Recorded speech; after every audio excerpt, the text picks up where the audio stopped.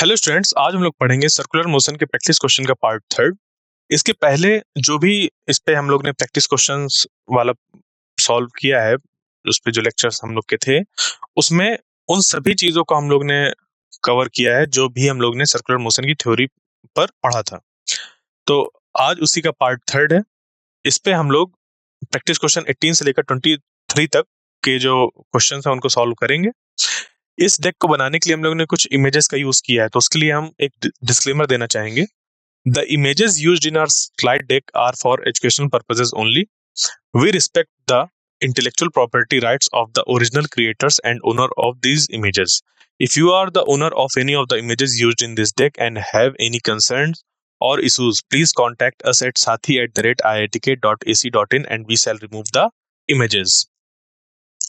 Start करते हैं अपने पहले क्वेश्चन से। और देखिए, इस पे जो क्वेश्चन हम लोग के रहेंगे ये बिल्कुल वैसा ही रहेगा, इसका पैटर्न इनको सॉल्व करने का, कि मैं पहले डिस्क्राइब करूंगा, हिंट दूंगा, की पॉइंट्स वगैरह बताऊंगा, फिर 10 सेकंड का समय आपको मिलेगा उसको सॉल्व करने के लिए, आंसर देने के लिए। उसके बाद फिर हम जाकर इसके सॉल्यूशन को डिस्कस करेंगे। स्टार्ट करते हैं आज के पहले क्वेश्चन से। तो यहाँ पर देखिए क्या है कि ये वाले इस तरीके के जो क्वेश्चन होते हैं जिसपे कि हमारे पास स्टेटमेंट और या कह लीजिए कि दो स्टेटमेंट, स्टेटमेंट फर्स्ट जिसको कि असर्शन भी कहते हैं, कभी कभी असर्शन भी लिख कर आता है, स्टेटमेंट फर्स्ट लिख कर नहीं आता। और जो सेकंड स्टेटमेंट होता है उसको रीजन लिखा जाता है। यानी कि इस तरीके के क्वेश्चन हम लोग के असर्शन रीजन वाले होते हैं, और ये काफी आपने इस तरीके के क्वेश्चन कर रखे हैं, मैंने कराए भी हैं डिफरेंट चैप्टर्स पर। हम लोग ने इस तरीके के क्वेश्चन किए, यानी कि इस फॉर्मेट के क्वेश्चन हम लोग पहले कर चुके हैं। क्या होता है इस पे फिर भी मैं एक बार बता देता हूं कि जैसे दो स्टेटमेंट है, एक को हम लोग बोलते हैं असर्शन और दूसरे को बोलते हैं रीजन। तो हमें अब ये दो स्टेटमेंट जो दिए हैं उनमें हमें यहाँ पर ऑप्शन दिया रहता है कि जो ए वाला है ऑप्शन, वो ये है कि स्टेटमेंट फर्स्ट इज ट्रू, यानी कि जो पहला स्टेटमेंट है वो ट्रू है, या इसको बोल सकते हैं कि असर्शन इज ट्रू। और दूसरा है statement second is true, statement second is the correct explanation for statement first, यानी कि दोनों ही ट्रू है और जो सेकंड वाला है वो पहले का करेक्ट एक्सप्लेनेशन है। बी वाला जो ऑप्शन है वो ये होता है कि दोनों ट्रू तो हैं, दोनों के दोनों जो है वो ट्रू है, बट जो सेकंड वाला है वो फर्स्ट स्टेटमेंट का करेक्ट एक्सप्लेनेशन नहीं है। फिर आता है हमारा यहाँ पर ऑप्शन सी, जहां पर ये दिखा रहता है कि स्टेटमेंट फर्स्ट इज ट्रू, ये जो स्टेटमेंट फर्स्ट है वो हमारा ट्रू है और स्टेटमेंट सेकंड फॉल्स है। और डी वाला बताता है कि जो स्टेटमेंट फर्स्ट है वो फॉल्स है और जो स्टेटमेंट सेकंड है वो ट्रू है। तो हमें अपने नॉलेज के अकॉर्डिंग देखना होता है कौन सा ऑप्शन फिट बैठेगा। एक चीज इस पे और बता दूं मैं कि जो इनको यहाँ पर हमें गिवन है, जैसे ऑप्शन गिवन है ए बी सी डी, हो सकता है कि कभी यहाँ पर ऑप्शन इस तरीके से ना लिखे हो, यानी कि statement first is true, statement second is true, statement second is the correct explanation for statement first. इसकी जगह पर हो सकता है कुछ और लिखा हो, कोई और लाइन लिखी हो, यहां तक तो सेम हो, यहां तक तो जो पैटर्न है, फॉर्मेट जो है वो सेम है, बट हो सकता है कि जब ऑप्शंस में लिखा जाए तो वो कुछ अलग लिखा जाए। तो एक बार ये वाले क्वेश्चंस कम से कम पूरे पढ़ने होते हैं, ठीक है, तब जाके हमारा काम इस पे सही से होगा, वरना गलती आप कर सकते हैं। क्लियर? तो देखिए क्या है स्टेटमेंट फर्स्ट हमारा, कि improper banking of roads causes wear and tear of tyres. जो इम्प्रॉपर बैंकिंग होती है रोड्स की, उस पे वियर एंड टियर होता है टायर्स का, ये स्टेटमेंट दे रखा है। बैंकिंग का क्या मतलब होता है, जैसे कि आपने देखा होगा कब भी कोई रोड मुड़ती है तो उसको थोड़ा सा ऐसे झुकाया जाता है, ठीक है। जैसे कि मान लीजिए कि रोड इधर से ऐसे आ रही है, ठीक है, ऐसे आ रही है, तो जब उसको टर्न लेना होता है रोड को तो वो थोड़ा सा ऐसे बनाया जाता है। आपने इस चीज को बहुत ज्यादा देखा होगा, अगर कभी आपने रेस ट्रैक देखे हो तो कभी भी जब राउंड वाला पोर्शन आता है, ऐसे सर्कल वाला पोर्शन आता है, तो उस पे जो इस तरीके से रोड रहती है वहां पर ऐसे ना होकर वो कुछ ऐसी रहती है, उठी रहती है, एक तरफ झुकी रहती है। बात समझे? तो ये यही लिखा गया है कि जो बैंकिंग है अगर वो प्रॉपर नहीं है, उसके कारण से जो रोड्स की इम्प्रॉपर बैंकिंग है उसके कारण से जो टायर्स वगैरह उनमें वियर एंड टियर होता है, यानी कि खराब होते हैं। वियर एंड टियर का मतलब है खराब होते हैं। स्टेटमेंट सेकंड है यहाँ पर हमारा कि the necessary centripetal force in that event is provided by friction between the tyres.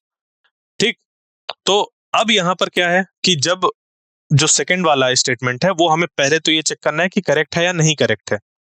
तो इस पे जो नेसेसरी सेंट्रीपिटल फोर्स बोला कि जो हमें एक सर्कुलर मोशन के लिए एक सेंट्रीपिटल फोर्स चाहिए होता है, तो वो फ्रिक्शन टायर और रोड का वो उसको सही तरीके से प्रोवाइड नहीं कर पाता। ये ऐसा इस पे लिखा हुआ है। तो क्या ये दोनों सही है या नहीं सही है? तो करेक्ट ऑप्शन हमारा कौन सा होगा, इसको आप सॉल्व करिए। मैं आपको 10 सेकंड का समय दे रहा हूं, उसके बाद फिर हम इसके सॉल्यूशन को डिस्कस करेंगे।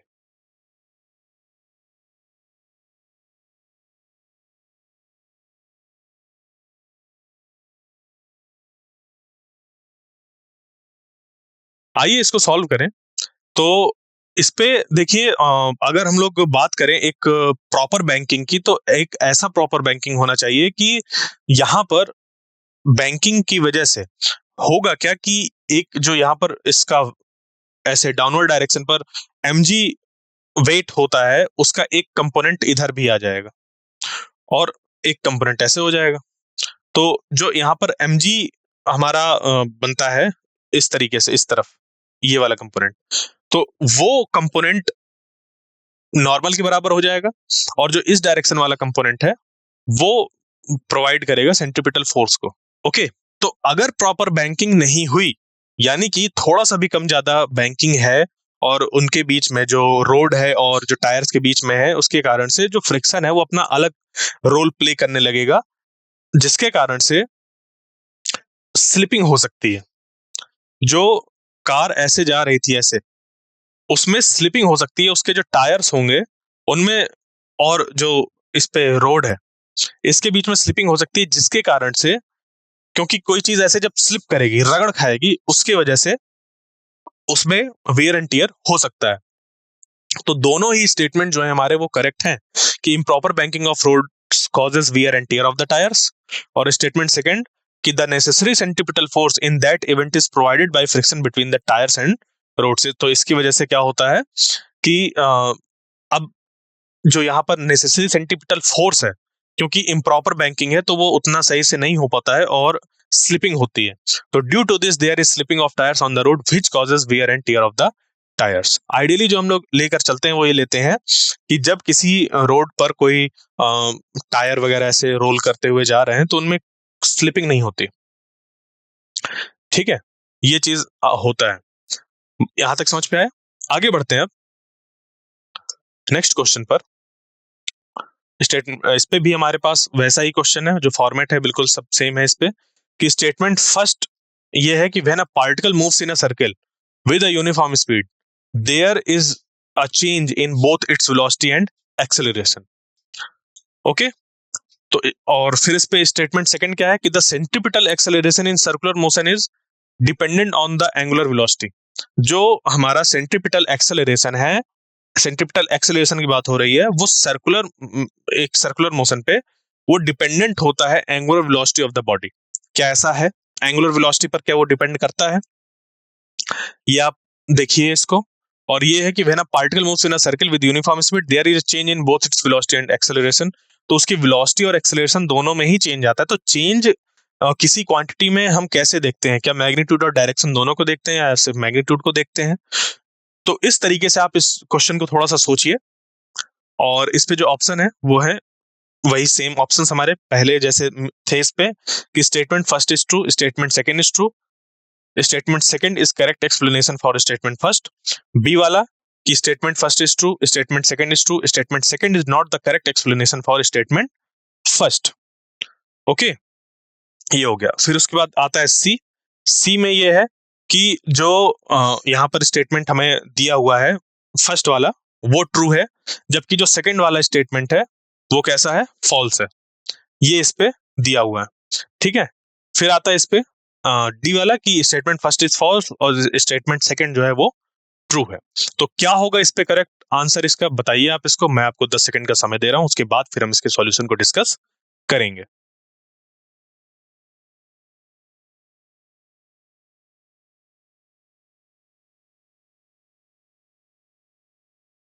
आइए इसको सॉल्व करें।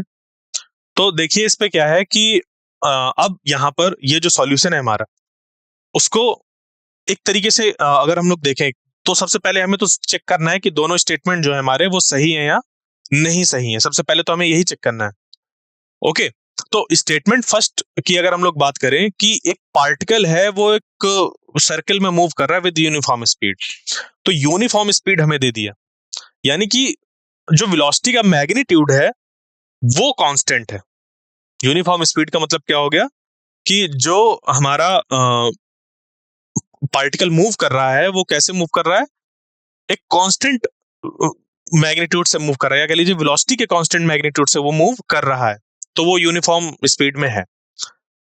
अब जो वेलोसिटी होती है, वेलोसिटी में क्योंकि वो एक वेक्टर क्वांटिटी है तो दो चीजों पर डिपेंड करती है कि वो चेंज हो रही है या नहीं हो रही है। तो वेलोसिटी एक डिपेंड करती है मैग्नीट्यूड पर, तो दूसरी डिपेंड करती है डायरेक्शन पर। उसी तरीके से जो एक्सेलरेशन होता है वो भी डिपेंड करता है हमारा एक तो मैग्नीट्यूड होता है और दूसरा उस पर डायरेक्शन होता है। ठीक है, इस तरीके से ये होता है। अब यहां पर क्या है कि जो ये सॉल्यूशन है हमारा, उसमें अगर हम लोग देखें, जैसे डायग्राम देखें इस पे, तो आइए इसको देखते हैं कि ये जैसे वेलोसिटी हमारी, तो ये हो गया आर ओमेगा ई टी, ये टेंजेंशियल कंपोनेंट हो गया वेलोसिटी का, तो ये कांस्टेंट है, ये क्या है, कांस्टेंट है यहां पर।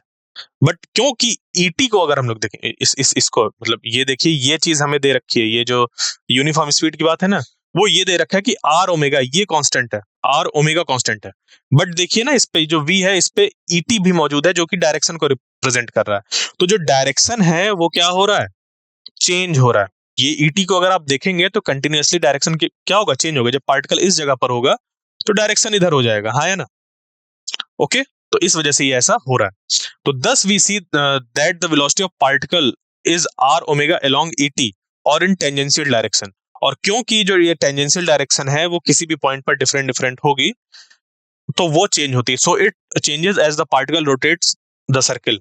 अब बात आती है एक्सेलरेशन की। तो जो एक्सेलरेशन होता है हमारा वो होता है ये, जो किसी पार्टिकल पर मौजूद एक्सेलरेशन होता है, उसमें दो तरीके के एक्सेलरेशन होते हैं। एक तो ये वाला मतलब रेडियल, और दूसरा टेंजेंशियल। एक तो रेडियल और दूसरा टेंजेंशियल।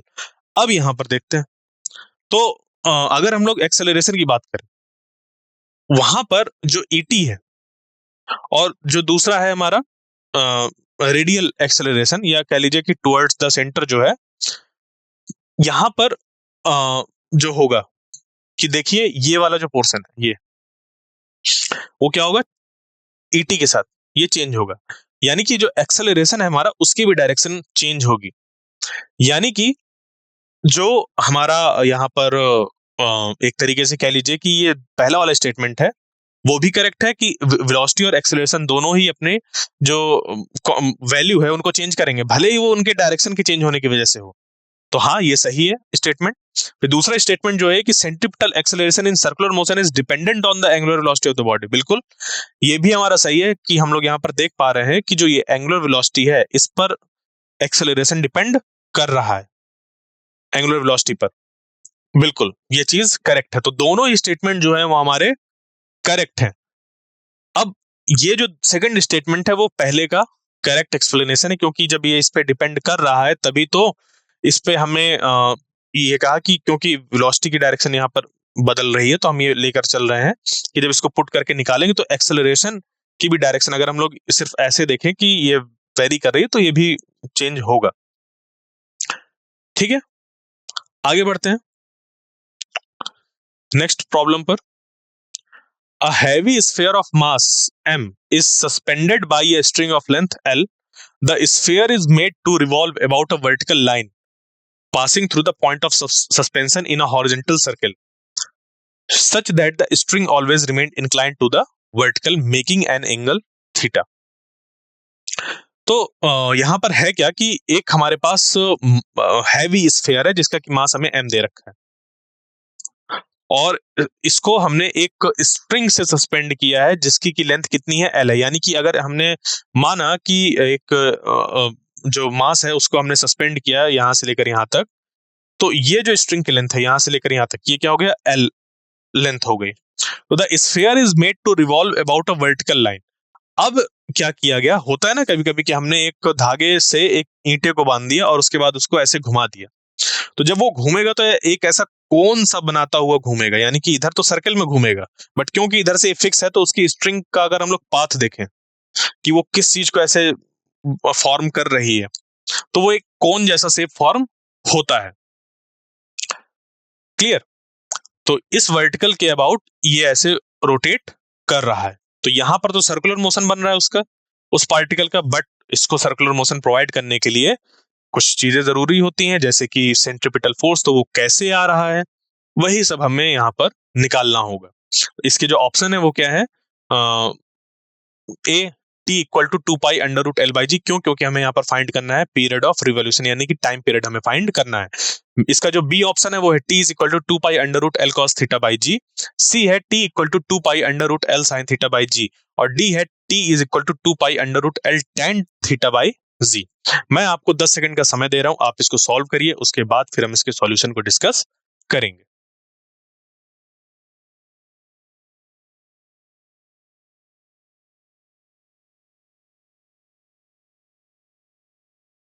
आइए देखते हैं इसके सॉल्यूशन को कि हमने हमें कैसे निकालना है इसका टाइम पीरियड। तो जैसे मैंने कहा कि जब हमने इसको ऐसे रिवॉल्व कराया तो इस पे, क्योंकि ये सर्कुलर मोशन परफॉर्म कर रहा है ये पार्टिकल, तो इसको सेंट्रिपिटल फोर्स की जरूरत है ही है। यानी कि हमें सब ध्यान लगाना है सेंट्रिपिटल फोर्स के इक्वेशन को लिखने के लिए। तो अब क्या करेंगे हम लोग, मान लीजिए कि कोई एक हमने सिचुएशन मानी कि स्ट्रिंग पर जब इसको बांध के ऐसे ऐसे घुमाया जा रहा है, तो कोई एक पोजीशन में हमने इसको ऐसा मान लीजिए कि इमेज कैप्चर करी इसकी, तो ये कुछ ऐसा हम लोग बना सकते हैं कि ये पार्टिकल यहां पर है, तो इस जगह पर जब ये होगा तो नीचे डाउनवर्ड एक्ट होगा mg, इसका वेट डाउनवर्ड एक्ट होगा वेट, और इस डायरेक्शन पर एक्ट होगा टेंशन ड्यू टू स्ट्रिंग। अब इस टेंशन के दो कंपोनेंट हो जाएंगे, एक तो हो जाएगा टी कॉस थीटा और दूसरा हो जाएगा टी साइन थीटा। ठीक है, तो जो टी साइन थीटा है, जो टी साइन थीटा है वो बराबर हो जाएगा सेंट्रिपिटल फोर्स के, क्योंकि ये टी साइन थीटा ही है जो सेंट्रिपिटल फोर्स इसको प्रोवाइड कर रहा है। दूसरा, जो ये mg है वो टी कॉस थीटा वाले कंपोनेंट को बैलेंस करेगा,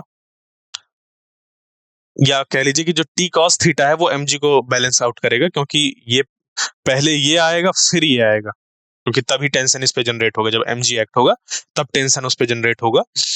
बट ऐसा कुछ नहीं होता कि पहले ये आया फिर वेट किया फिर ये टेंशन आया इस पे, नहीं, वो जैसे ही हम उसको हैंग करते हैं उस पे टेंशन क्रिएट हो जाता है। तो अब क्या है हमारे पास, ये दो चीजें आ गई, एक तो इक्वेशन ये और दूसरी इक्वेशन ये।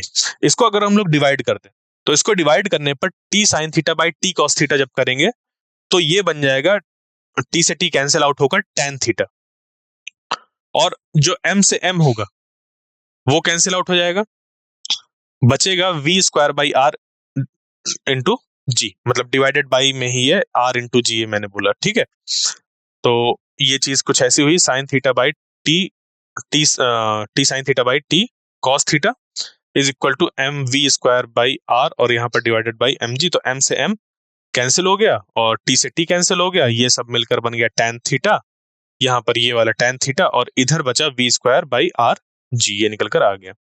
ओके, यहां तक हमें समझ में आ गया है। आगे बढ़ते हैं इस पे, और हमें टाइम पीरियड निकालना है ना, तो क्या करेंगे कि किसी तरीके से जो ओमेगा है उसको इंसर्ट करने की कोशिश करेंगे। तो हम लोग यहां से निकाल सकते हैं कि जो ये होता है वी, सॉरी, जो वी होता है वो होता है आर ओमेगा।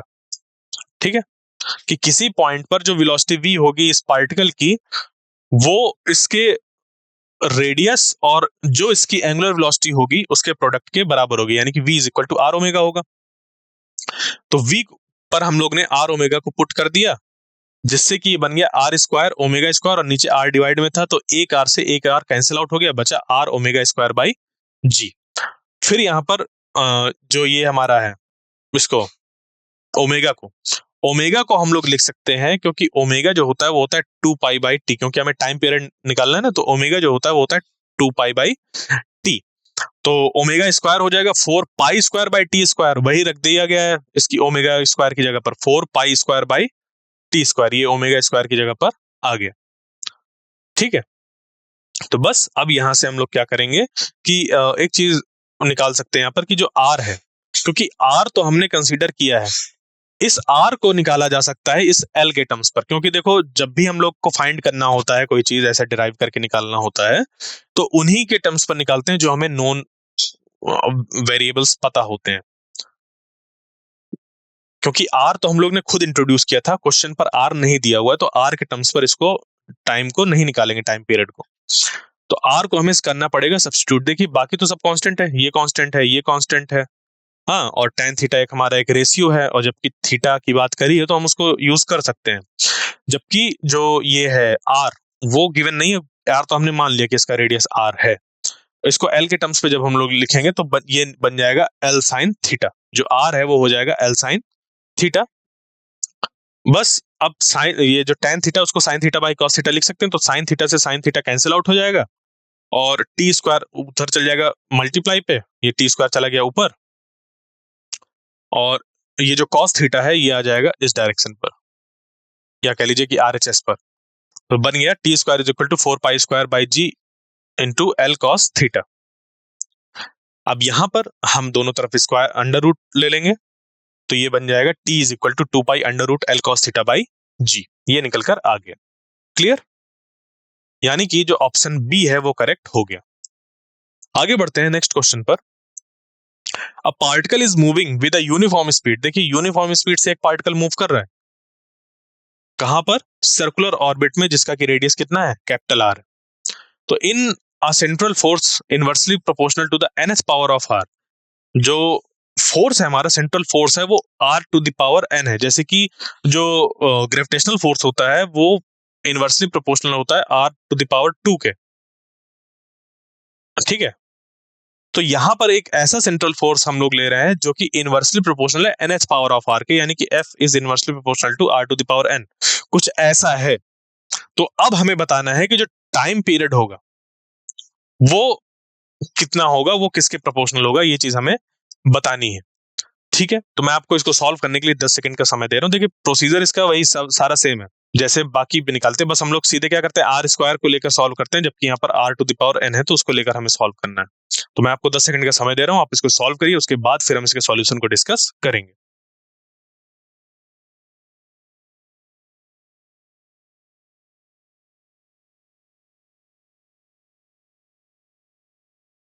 आइए इसको सॉल्व करें। तो देखिए क्या होगा कि जो हमें यहाँ पर फोर्स दे रखा है वो दे रखा है 1 divided by R to the power N, capital R to the power N, ये हम लोग को दे रखा है। ठीक है, तो जो हम लोग जानते हैं कि जो फोर्स होता है वो होता है मास इंटू एक्सेलरेशन। इसको हम लोग लिख सकते हैं मास इंटू ये, क्योंकि वो सर्कुलर मोशन परफॉर्म कर रहा है तो हमने सेंट्रीपिटल फोर्स, सेंट्रीपिटल एक्सेलरेशन रख दिया, ये ओमेगा स्क्वायर आर, तो M into omega square R हो गया। अब जो एफ है वो है हमारा inversely proportional to R to the power N, तो ये बन जाएगा एफ इज इक्वल टू, अगर प्रोपोर्शनलिटी साइन हटाएंगे तो ये हो जाएगा कांस्टेंट, तो F is equal to K by R to the power N, ये बन जाएगा। ठीक है, तो अब क्या करेंगे यहां से कि इसको हम लोग कर देंगे बराबर इसके, तो K by R to the power N, ये जो एफ है एफ को हम लोग ने इस जगह पर पुट कर दिया, तो ये होगा K divided by R to the power N equal to, अब ये जो मास था वो वैसे का वैसे ही, और जो ओमेगा है अभी हम लोग ने यूज किया था 2 पाई बाई टी, वही चीज यहाँ पर फिर आ गई 2 पाई बाई टी, इसको कर दिया इस तरीके से स्क्वायर, और ये आ गया आर। अब ये जो आर है ये क्या होगा कि ये आएगा इस तरफ, या कह लीजिए कि ये ऊपर तरफ आ जाएगा। ठीक है, ये ऊपर तरफ आ जाएगा, तो ये इस पे जो पावर है वो R to the power N है, ये मतलब इसकी पावर एन है और इसकी जो पावर है वो 1 है, तो क्योंकि ये इधर मल्टीप्लाई पर आएगा तो R to the power N और आर टू द पावर 1 इनकी पावर ऐड हो जाएंगी और बन जाएगा R to the power N plus 1, ये बन गया। टी स्क्वायर यहां पर हो जाएगा, क्योंकि स्क्वायर जब आएगा तो ये आ जाएगा लेफ्ट हैंड साइड पर, ये जो के है वो नीचे आ जाएगा डिवाइड पर, और ये जो 2 पाई का स्क्वायर है वो बन जाएगा 4 पाई स्क्वायर, तो ये बन गया 4 पाई स्क्वायर, किया गया है नीचे यहाँ पर, जो मास है वो वहीं का वहीं है, और ये बन गया R to the power N plus 1, और टी स्क्वायर इधर आ गया। अब दोनों तरफ हम क्या करेंगे, अंडर रूट लेंगे, तो ये बन जाएगा T is proportional to R to the power N plus 1 by 2। Okay, क्यों क्यों क्योंकि हमने जब अंडर रूट लिया तो ये तो पावर हमारी हटके टी आ गई, मतलब 1 बन गई, इसकी पावर 1 बन गई। और टाइम पीरियड t निकल कर आ गया, जबकि इस तरफ जो होगा ये 1/2 इस तरीके से हो जाएगा, ये भी 1/2 हो जाएगा और ये भी 1/2, तो 1/2 और इंटू 2 करके तो 1 हो गया है। जबकि इधर वाला कांस्टेंट है, जब हमें प्रोपोर्शनलिटी बताना है, ये सब का सब कांस्टेंट है, तो इसको हम लोग छोड़ देंगे, ध्यान देंगे सीधे इस पे, तो n+1 डिवाइडेड बाई 2 हो जाए, क्योंकि a टू द पावर, अगर मान लीजिए कि r to the power a है और उस पे पावर b लगी हुई है, तो ये बन जाता है, ये इनकी पावर मल्टीप्लाई हो जाती है, तो n+1 इंटू जब 1/2 करेंगे तो n+1/2 बन जाएगा, यानी कि ये हमारा निकल कर आ जाएगा, जो कि ऑप्शन सी करेक्ट हो जाएगा। आगे चलते हैं नेक्स्ट प्रॉब्लम पर। A point moves along a circle with the speed v is equal to kt, where k is equal to 0.5 meter per second square. Then total acceleration of the point at the movement when it has covered the nth fraction of the circle after beginning of motion, where n is equal to 1/10. यानी कि इतने fraction पर क्या होगा acceleration, ये हमें बताना है। ऑप्शन है हमारे, ए 0.8 मीटर पर सेकंड स्क्वायर, बी 1.2 मीटर पर सेकंड स्क्वायर, सी 1.6 मीटर पर सेकंड स्क्वायर और डी 2 मीटर पर सेकंड स्क्वायर। तो मैं आपको इसको सॉल्व करने के लिए 10 सेकंड का समय दे रहा हूं, आप इसको सॉल्व करिए, उसके बाद फिर हम इसके सॉल्यूशन को डिस्कस करेंगे।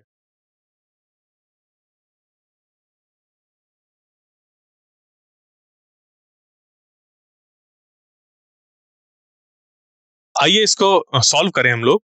तो क्या दे रखा है यहाँ पर कि v इज इक्वल टू, देखिए ये सिंपल दे रखा है कि v is equal to kt है, तो हम इसको लिख सकते हैं कि जो, क्योंकि वेलोसिटी दे रखा है, वेलोसिटी हमारा ds बाई dt होता है या dx बाई dt होता है, हमने यहाँ पर ds मान लिया है, कोई दिक्कत नहीं है, क्योंकि मान रहे हैं कि कितना उस पर मूवमेंट हुआ, तो v is equal to ds by dt होता है। अगर हम लोग यहाँ से निकालेंगे ds, तो ds इज इक्वल टू हो जाएगा यहाँ पर k और इंटीग्रेशन इधर t dt हो जाएगा, यानी कि 0 to s ds is equal to k 0 to t dt। इसको इंटीग्रेट जब करेंगे तो ये हो जाएगा t²/2, और 0 to t जब लिमिट रखेंगे तो t वाली बचेगी, 0 वाली तो 0 ही हो जाएगी, और इधर s वाली बचेगी और बाकी 0 हो जाएगी, तो यानी कि s is equal to half kt² निकल कर आ जाएगा। तो after completion of nth fraction of circle, यानी कि जो सर्किल है उसका nth फ्रैक्शन हमने क्या किया है, कवर कर लिया है। तो nth फ्रैक्शन कवर कर लिया है, यानी कि अगर मान लीजिए कि हम इसको मान लें कि जो पूरा सर्किल है वो 2πrn है, कितना है, 2πrn है, तो हम यहां से इसको निकाल सकते हैं, इस वाली इक्वेशन और इस वाली इक्वेशन से, कि t² is equal to 4πrm/k, यानी कि जब इसको हम लोग रूट लेंगे, वैसे या रूट ना भी लें तो t² की वैल्यू निकल कर आ गई। अब हमें जो निकालना था एक्सेलरेशन, उसको निकालने के लिए हमें टेंजेंशियल और जो हमारा रेडियल होता है दोनों ही निकालने पड़ेंगे, तो टेंजेंशियल निकल कर आएगा dv बाई dt से, तो dv डिवाइडेड बाई, मतलब d और v की जगह पर kt आ गया, और डिफरेंशिएट हम dt के रिस्पेक्ट में करें तो d by dt of kt निकल कर आ गया, तो डिफरेंशिएट होकर ये सिर्फ k बचेगा। फिर अगर हम लोग निकालें किसको, जो सेंट्रीपिटल एक्सेलरेशन है उसको या रेडियल एक्सेलरेशन को, तो वो निकल कर आ जाएगा v²/r, तो v को हम लोग डायरेक्ट पुट करेंगे तो बन जाएगा k² t²/r।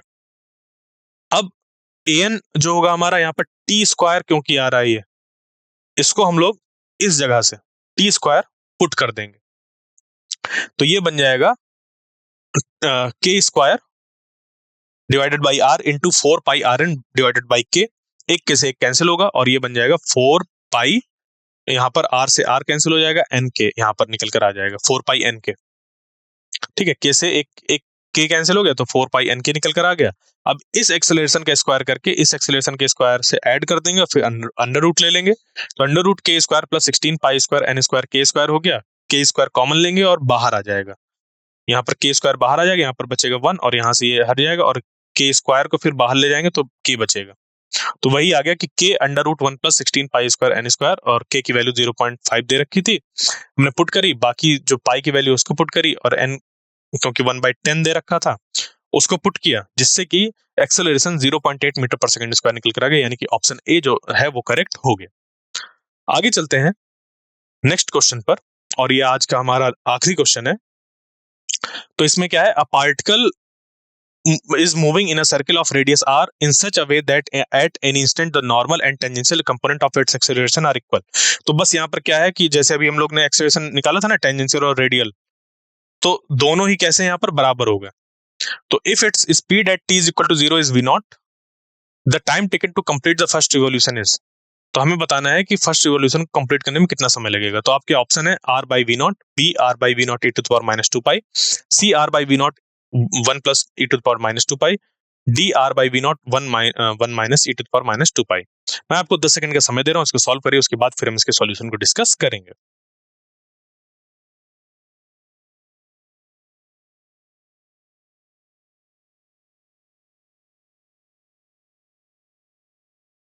तो देखिए इस पे हम लोग क्या करेंगे कि किसी भी इंस्टेंट पर हम मान लेंगे कि इस पे एक टेंजेंशियल एक्सेलरेशन है और एक सेंट्रीपिटल एक्सेलरेशन है। ओके, तो हमें दिया हुआ है कि वो ये है कि जो टेंजेंशियल है वो सेंट्रीपिटल के बराबर है। जो टेंजेंशियल एक्सेलरेशन है तो वो dv बाई dt से डिफाइंड है, और जो सेंट्रीपिटल एक्सेलरेशन है वो v स्क्वायर बाई r होता है। यानी कि अब यहां से हम लोग चाहे तो इंटीग्रेट करके फाइंड कर सकते हैं। तो ये बन जाएगा, देखिए v स्क्वायर आ जाएगा इधर dv के नीचे और dt आ जाएगा इस तरफ, यानी कि ये बन जाएगा dv by V square is equal to one by R dt। तो v, ये v square to the power minus two dv बन जाएगा और ये बन जाएगा one by R zero to T dt।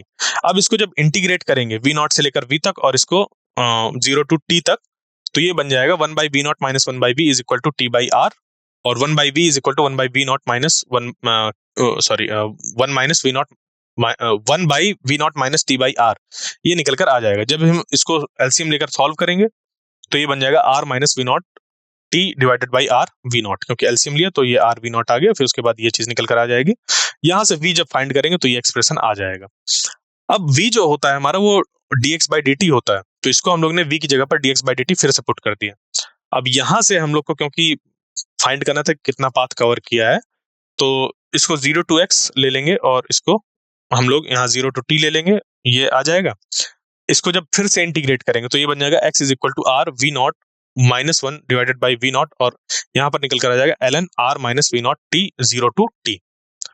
इसको जब सॉल्व करेंगे तो ये निकल कर आ जाएगा x is equal to minus R L N one minus V naught T by capital R. अब ये जो माइनस आ रहा है ये नीचे आ जाएगा डिवाइड पर, तो ये बन जाएगा माइनस एक्स बाई आर, और ये हो गया L N one minus V naught T by R. L N को इस तरफ ले जाएंगे तो ये हमारा, या फिर कह लीजिए कि दोनों तरफ हम लोग ऑपरेट करेंगे एक्सपोनेंशियल को, तो एल एन इधर से हट जाएगा और एक्सपोनेंशियल इधर पर आ जाएगा, तो one minus V naught T by R is equal to E to the power minus X by R, ये हो गया। और यहाँ से हमारा ये निकल कर आ जाएगा टी, ये फिर निकाल लेंगे इसको, ये T is equal to capital R by V naught one minus E to the power minus X by R. तो एक सर्कल को कंप्लीट करने के बाद यानी कि x की वैल्यू हो जाएगी टू पाई आर, तो यहाँ पर टू पाई आर पुट कर देंगे, जिससे कि r से r कैंसिल आउट हो जाएगा, बचेगा सिर्फ टू पाई, यानी कि t इज इक्वल टू हमारा निकल कर आ जाएगा r by V naught E to the power, sorry r by V naught bracket में one minus E to the power minus two pi, ये t निकल कर आ गया, यानी कि ऑप्शन डी जो है वो करेक्ट हो जाएगा। तो इस तरीके से हम लोग ने सर्कुलर मोशन पर बेस्ड काफी क्वेश्चंस की प्रैक्टिस करी। आई होप जो आज का सेशन था वो आपको समझ पे आया होगा। मिलते हैं नेक्स्ट लेक्चर में, तब तक के लिए धन्यवाद।